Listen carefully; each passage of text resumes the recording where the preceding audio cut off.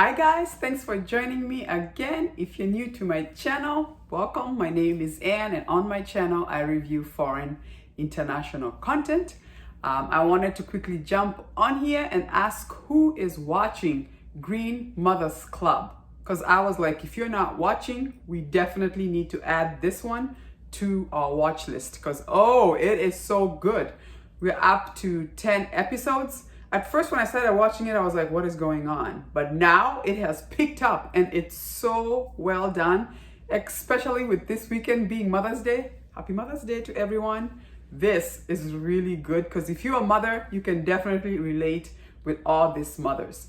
But anyway, to begin and just to give you an idea of what Greenmathers is, it's really about all these 5 mothers and others in the neighborhood that are parents who are trying to raise this like exceptional genius children so they can have the best opportunity to make it to this best universities. Which, by the way, it reminded me, and people recommended this show to me, Sky Castle, right? This is the same like Sky Castle. Sky Castle was about high school kids who are getting ready to go to university and the pressure that goes with that. Their kids are still in elementary school and they're already thinking about college and the stress that comes with it. I mean, some of them have to get second jobs just to pay for extra tuition, for tutoring, so that their kids can have the best of the best. But in the middle of all that, there is crime, there is death, and these women live next to each other, acting all nice, prim and proper, like I'm just nice, but some of them are evil, like crazy. It is so interesting to watch. Anyway, let's start off with the first mother. Her name is Yoonpyo, and that's her right there. And actually, the way the show starts is she's moving into the neighborhood, and she used to be a professor, and apparently she must have bad-mouthed some parents or some kids that she was teaching, and she is fired.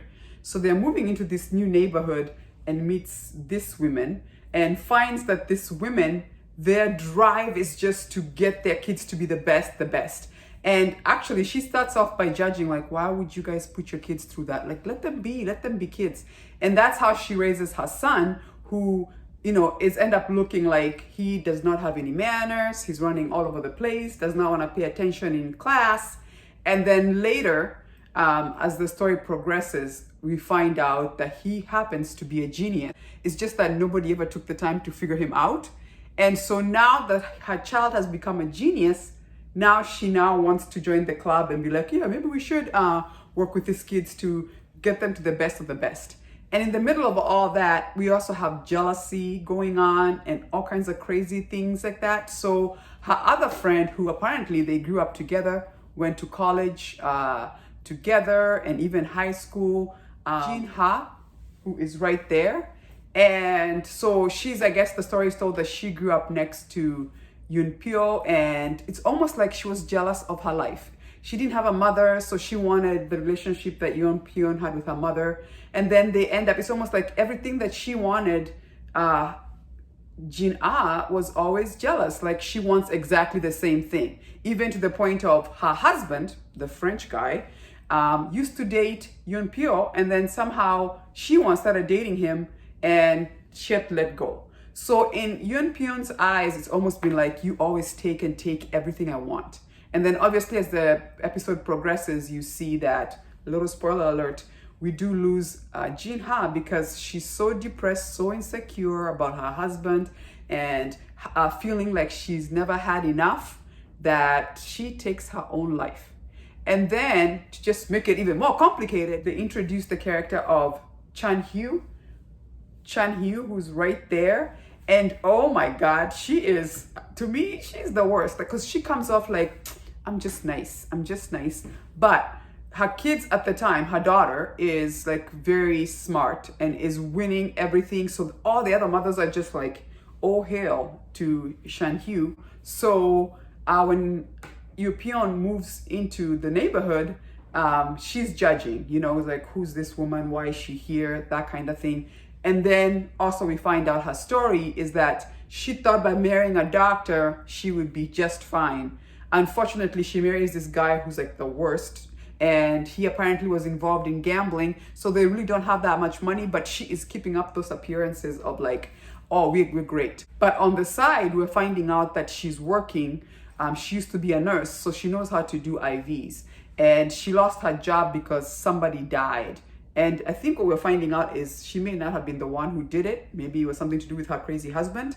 But on the side, she goes to these hotels and she can give people drugs, which is illegal if people have like problems with sleeping or that kind of thing. So that's what she's doing to earn money so she can send some to her parents and also to have money for her kids' education, because being in school is not enough. You have to pay extra for these kids to be tutored so they consistently stay smart. Although we also find out that clearly the reason why her kids was smart is because she was also involved where she's getting, information that gives her kids an edge, until Yoon Pyo's son shows up as a genius who, this kid, you just sit with him for a little bit and he figures things out really, really quick. And now, let's just say Chun-Hyo is not happy.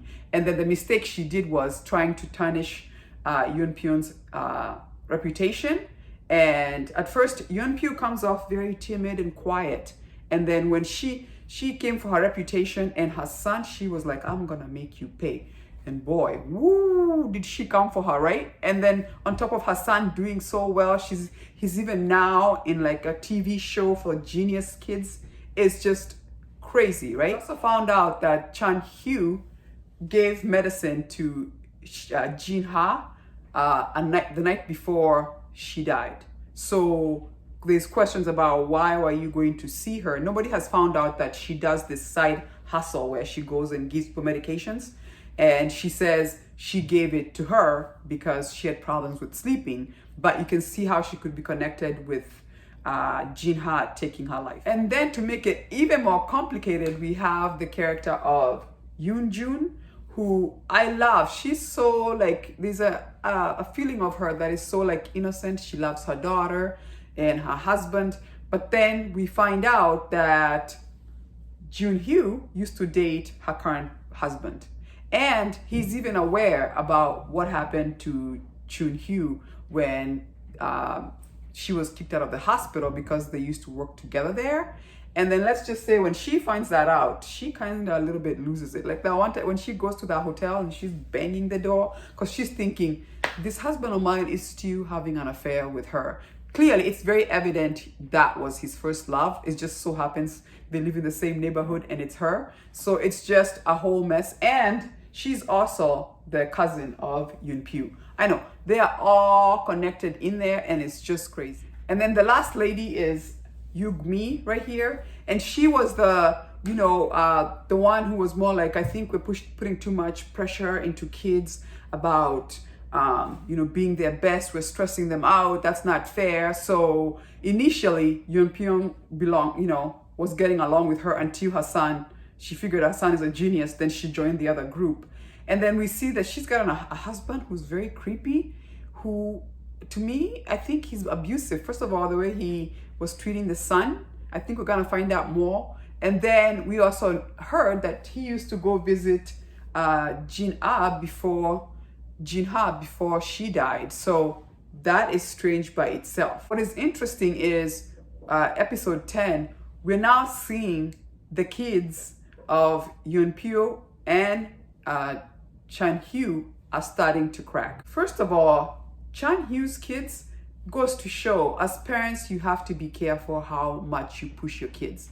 Her kids want to make her happy. They do see their father is, non-existent, really would care less about their mother or them. So they really want to make her happy. And every single time they fail a test, or like the daughter who didn't get into higher education classes when Yoon Pyo's son got in, and she's so sad because she used to be the one who was number one, and she's crying. This child has become so obsessed with like being number one. She's starting to crack. She's lying about things. You can tell she's got a detached sense of what's reality and what's not. Her brother is just crying and crying. Mom, I'm so sorry we let you down, Mom. I mean, these kids are so stressed out. It's so sad. And then now we saw Yoon Pyun's son, even him, although he's very good and a genius, the mother, you know, now that he's on TV and these schools, now she's fighting to keep him there. So she has him doing so much homework, never time to play. And he used to be a nice, easygoing boy. He was fun. And now all he's doing homework and it's gotten to him. And he is like, I can't take it. I can't take it. And this boy runs away. And then now he's even wetting himself. And he's like, I don't know, 10 or 11. Like he's regressed because they've stressed him so much. So I'm waiting to see, because I'm hoping that these two get a grip and really like take the pressure off their kids. Look, as parents, we all want the best for our kids, but that pressure, it is not healthy and it's not even worth it. And the truth is, people, not every child is gonna be a doctor, an engineer, a lawyer. There's many other professions that kids can be good at. So why do you always feel like you can't just let the kids just do what they, you know, do what they have a passion in, instead of like, oh, it has to be this and it has to be this school, this and no other. Like, why can't we find them a place where they're more comfortable? I think there was one teacher in the show that was like, look, just it's time for you to agree your daughter is not up here, she's maybe up over here, so take her to a school that she's over here so she can feel okay, right? But what a wonderful show. I had to jump on here and be like, who's watching this?